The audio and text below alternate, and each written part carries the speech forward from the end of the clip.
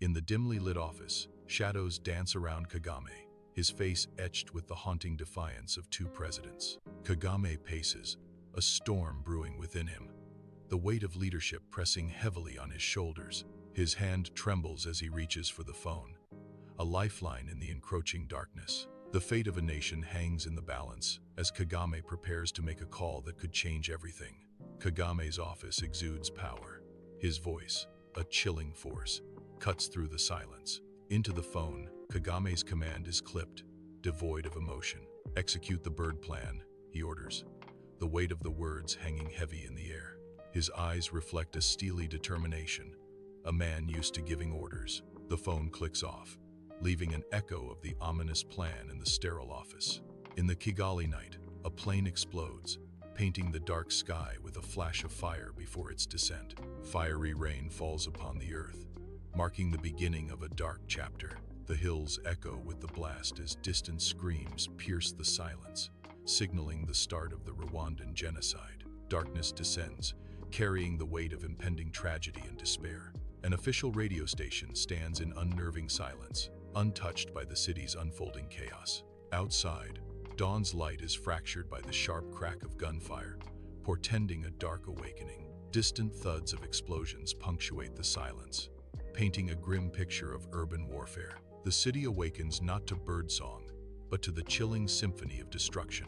Fear and uncertainty permeate the air, a heavy shroud cast over the waking city. The radio station remains a silent sentinel amidst the escalating urban drama. In his office, Felix Tshisekedi watches, a storm brewing in his eyes as he assesses the looming threat. Maps and documents become silent witnesses to his resolve, each a piece in the puzzle of impending conflict. He understands the grave danger posed by Kagame and Kabila, a silent acknowledgement of the battles ahead. A quiet determination settles over him as he prepares, the weight of leadership heavy on his shoulders. A torrent of refugees surges across the Rwanda-Congo border, their faces etched with terror and loss. They carry bundles of clothes and tattered photographs, a testament to shattered lives and desperate flight. The air is thick with dust and the cries of children, a symphony of despair echoing across the ravaged landscape. The border transforms into a chasm of suffering, a testament to the brutal efficiency of violence and displacement. Sunlight pierces the lecture hall, illuminating dust and the anxious faces of Congolese elites. The air is heavy with worry, a silent acknowledgement of the nation's escalating crisis. Felix's grave tone cuts through the unease. "This loss of talent, it's bleeding our nation dry." His desperate question hangs in the air.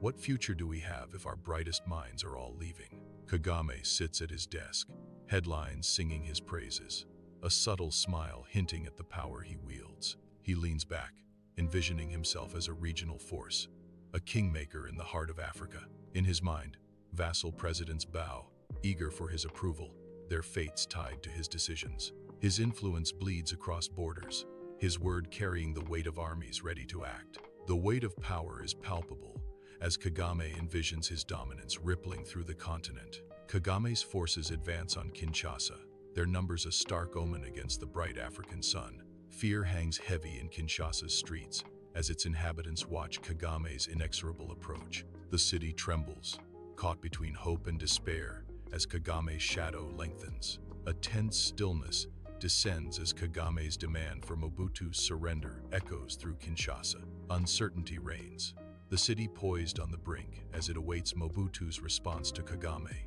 In his opulent residence, Mobutu's weary face is framed by sunlight, surrounded by a circle of solemn elders. Dust motes dance in the sunlit air, highlighting the palpable resignation filling the once vibrant room. An elder speaks, his words weaving through the heavy silence, each syllable laden with unspoken defeat. Mobutu listens, his expression a carefully constructed mask, concealing the turmoil within. The weight of the agonizing decision to flee hangs heavy, casting a shadow over Mobutu and his advisors. Inside Kabila's office, Laurent sits unsteadily, his eyes glazed, the signs of inebriation impossible to ignore. He sits behind a large desk, a stark contrast to Kagame, who stands alert, holding a stack of documents. Kabila clumsily signs each paper Kagame presents, his signature wavering like a drunken promise. Oblivious, Kabila agrees to sweeping concessions, each stroke of the pen sealing the nation's fate. Kagame watches with calculated calm, the documents representing a silent, bloodless coup in ink. The office air hangs heavy with the unspoken weight of Kabila's incapacity and Kagame's quiet power. In his office, Laurent Kabila, now sober, faces the grim reality of the trap closing in around him. A desperate attempt to stall, to negotiate with fate, flickers in his eyes, but destiny's course is unyielding.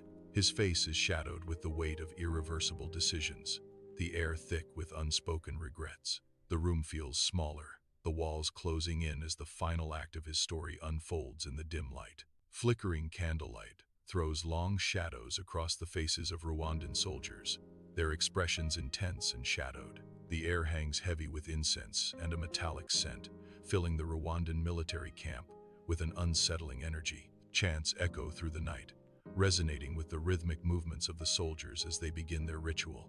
Faces glow in the unholy light, revealing a fervent devotion as the ritual intensifies, binding them in the darkness. In his office, Joseph Kabila sits, a stoic mask concealing his thoughts as stacks of papers surround him. His gaze is fixed, unwavering, as he contemplates the weight of his new leadership. With a decisive flourish, he signs a document, the pen gliding across the crisp paper. The stroke authorizes the transfer of $60 million to Rwanda, a silent decree of power. His actions speak louder than any words, each signature a calculated move on a grand chessboard. Kabila remains impassive, his authority resonating in the quiet intensity of his decisions. In the dimness, Kabila sits, a statue carved from shadow, his mind a battlefield of slow, cold understanding. The truth crashes over him, stark and unforgiving. The bitter taste of betrayal, the weight of Kagame's deception. A chilling realization dawns, the sickening awareness that he has been the architect of his own downfall. I have been funding a lie, he thinks, the words echoing in the silence, each syllable a hammer blow.